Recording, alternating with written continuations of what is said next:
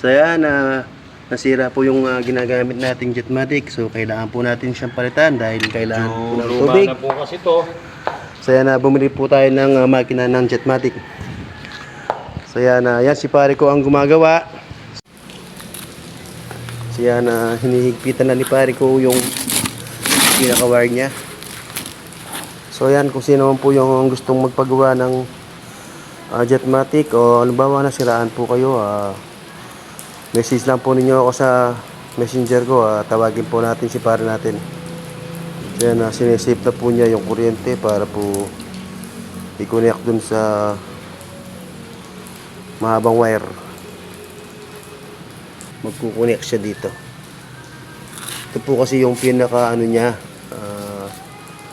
So ito po kasi yung pinaka pressure switch niya. Kung halimbawang ito po mapuno ng tubig ay mag-automatic na po siya.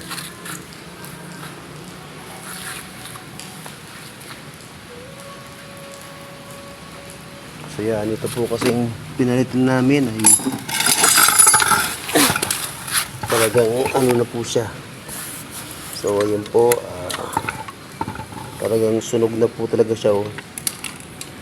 So tsaka ito malutong na rin siya. So kailangan na po talaga siyang palitan. So ayan po, nakikita po ninyo, sunog na po siya. So kaya po uminit po ito. Pero hindi naman po nawalan yung tubig. Hindi naman po siya nawalan ng tubig dun sa gripo. So kaya nagdesisyon na po kaming palitan na ng bago. Ito lang horsepower? 1.3. So yan ang sabi po ni pare natin ay 1.3 horsepower na yan. Pero yung ilang galon yung capacity niyan para? Hanggang 120 gallons. So capacity po nito ay 120 gallon. So yun po ang makina po natin ay 1.3. Itang ilang tao par? 1 horsepower. Mas marguli yan. Na? Mas malaki lang ang kaha nun, pero mas malaki yung... So yung po palang na pinalitan natin ay 1 horsepower lang. So nadagdagan po ng 0.3 kaya mas malaki po yung ipinalit natin. So yung isa 1.3 horsepower. So yung pong isa ay yan,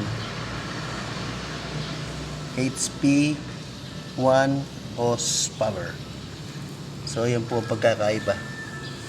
0.3 po yung pagkakaiba nila.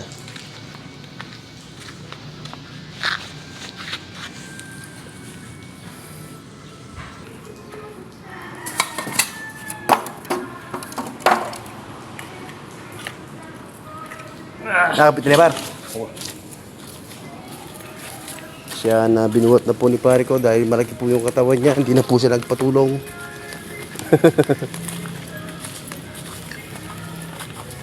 Sakto yan mo. Papapain niya. Patong. Ha? Papapatong niya. Sa mababa? Ha? Niplik. Hindi par, magta siya makain eh. Wow. Adi. Sige pare, okay ya ito.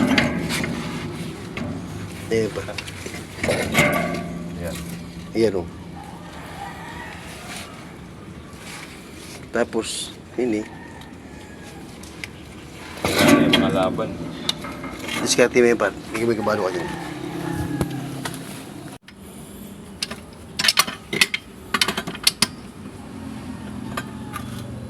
So, dinagyan po natin siya ng extension para po maitapat po siya dito.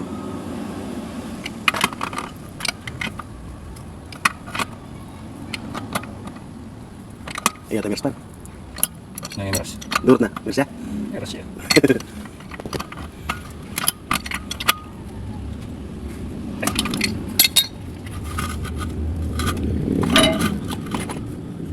Pwede pa, pwede. Pwede na.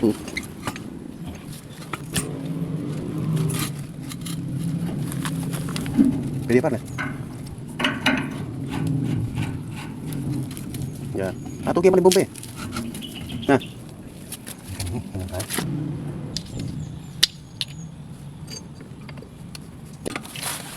Match yung makalak.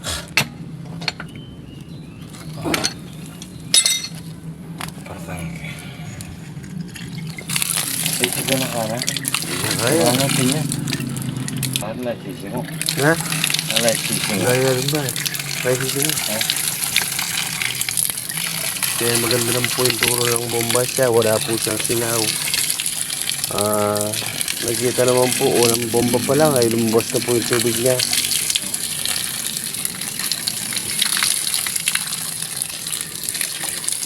Lino na oh. Loob lang yan kinuha niyang barda. Wala, hanggang ito mo ka ng gaya kita.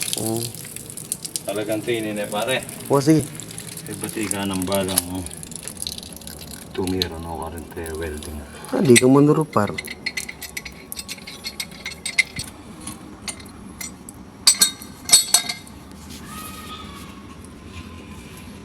Tambingin na itong babae, makanyang dagol niya. Makanini yung karagul. Sobra na yung magkatas. Ito na ganyan pare. So yan, i-convert po namin dito. Pero, ay pare ini oh. Ne. Ali, yung dos ko pa yung sabihin mo, ba ang tabalog yung uno?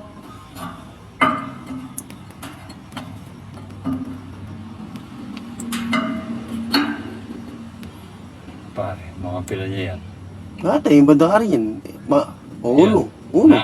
Mamas ko uno. Ang gageta. Oo. Oh, ito. Pero bumawas ka kanyang pare. Kinin eh. Kalibutan, dua. Taka ito welding namin eh. Oo. Ito, pare. So yan, i-convert na lang po natin dito at we-welding po natin siya. Okay naman po yung pagka-welding natin. At alam naman po yung welding natin kung paano tayo mag-welding. So yan, kinonvert na lang po natin siya para ilagay doon dahil medyo mahaba siya at pinatulan po natin siya. So yan, kinukunik na po ni pare natin yung pinaka-kuryente niya. So yan, umaandar na po at medyo After 5 minutes po, ito po yan. So yan, medyo makina po, medyo ano lang siya, medyo tahimik lang siya. So yan, pinapagkaramdaman po ni pare ko, umaakit na po yung tubig. Okay na ba na?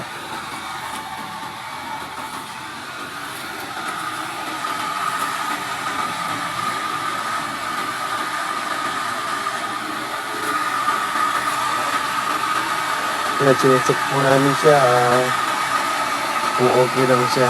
Galing po ng pagka-convert oh. Wala pong tagas. So yan po yung kinonvert po natin, i-welding na po natin sa diyon dahil kaya naman po natin siyang weldingin.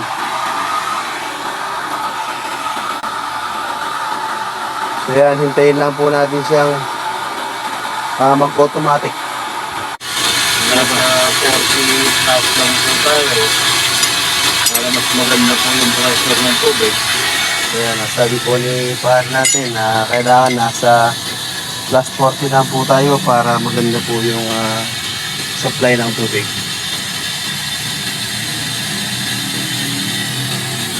Naglagay po tayo dito ng pinaka-sign na ilaw para kung halimbawang aandar siya ay makikita po natin kung maandar yung makina. So yan, hintayin na po natin siyang umandar.